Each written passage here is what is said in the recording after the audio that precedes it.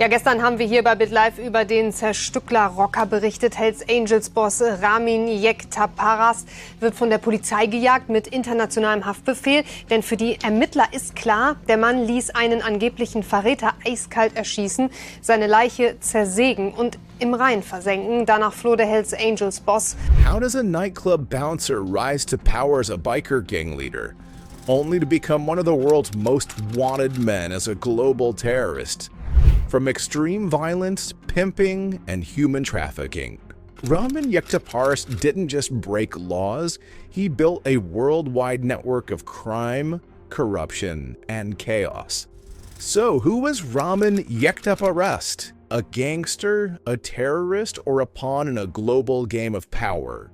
Drop your thoughts below. You've seen gangsters before, but trust me, you've never seen one like this. Ramin Yektaparast, known on the streets as Ramin Y, was born in 1988 in Mönchengladbach, Germany. His family came from Iran, which gave him roots in two completely different worlds. But from early on, he didn't fit into either one. He wasn't drawn to school or quiet life. Instead, he was pulled into the nightlife scene. By the time he turned 18, Ramin was already working as a bouncer in Cologne's nightclub, rubbing shoulders with career criminals and aspiring tough guys.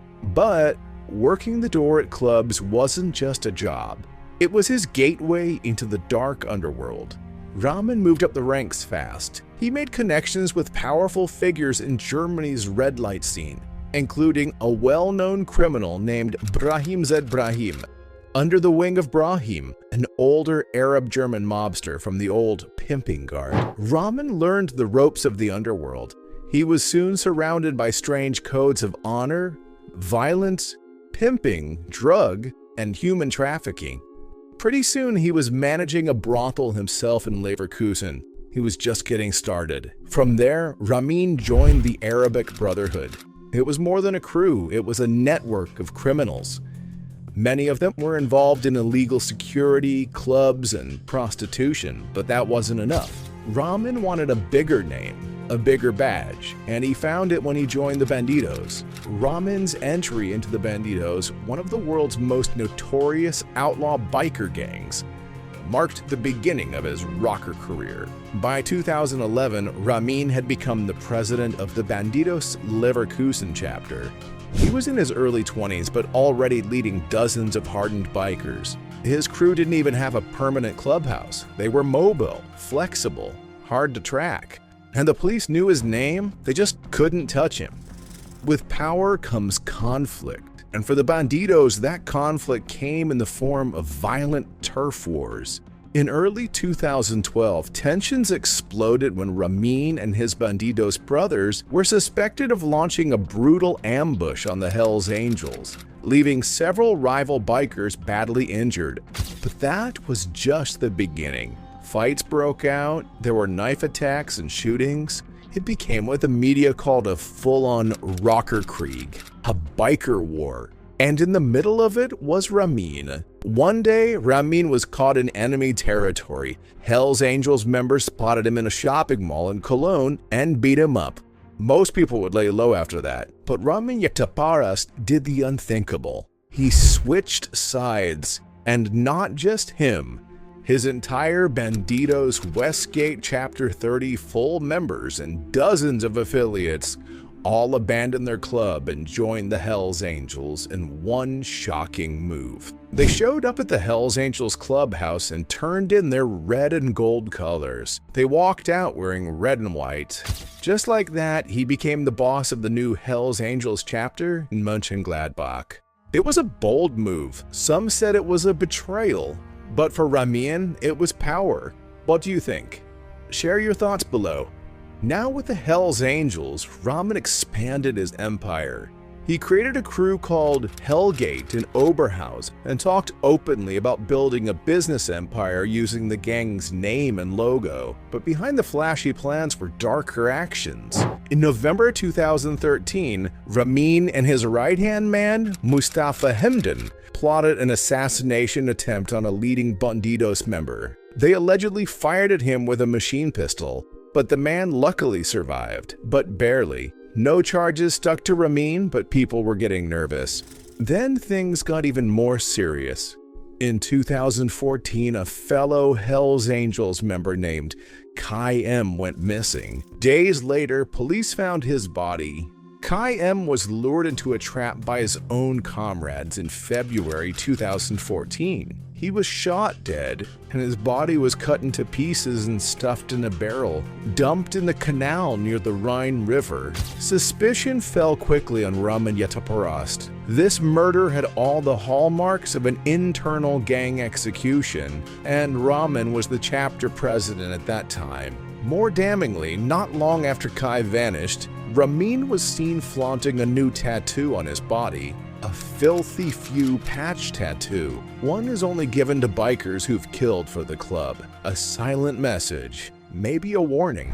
Police began circling. In 2016, they raided his home and arrested him. But again, they didn't have enough. Facing an ongoing murder investigation and knowing what's upcoming, he vanished. By 2017, Ramin had gone underground. For a few years, his exact whereabouts were a mystery. He had money, false identities, and international connections, all the tools to slip away. Some said Turkey, others whispered Iran, but he didn't stay hidden for long. Soon, Ramin started posting videos and photos online by mocking German police, bragging about being free and showing off a new life abroad. By 2021, German police officially declared Ramin Yektaparast a wanted fugitive. It didn't take long to confirm Ramin was living openly in Iran. But what was strange was how confident he was. Iran wasn't just a safe place for him. It was home now. And more than that, it seemed like he had powerful friends there. In Tehran, Ramin lived like a king. He cruised through the city in luxury cars, dined at upscale restaurants, and posted online without a worry. Under the regime's protection, he wasn't a criminal. He was an asset. His double life was striking one day. He flaunted a custom motorcycle or high-end ride the next, and he was seen alongside Iranian military figures. The biker boss had transformed into a fugitive VIP. That's when things got political. In 2022, a wave of attacks hit Jewish synagogues and schools in Germany. Molotov cocktails, gunfire, arson. The country was shaken. Investigators found something chilling linking to a terrorist network in Iran. And sitting at the center of it was none other than Ramin Yektaparast. Police believed Ramin was working with the Iranian Revolutionary Guard Corps, known as the IRGC, from Tehran. He was allegedly giving orders to carry out attacks in Europe. He had gone from gangster to operative. One of the biggest plots included a plan to assassinate Joseph Schuster, the president of Germany's Jewish Council.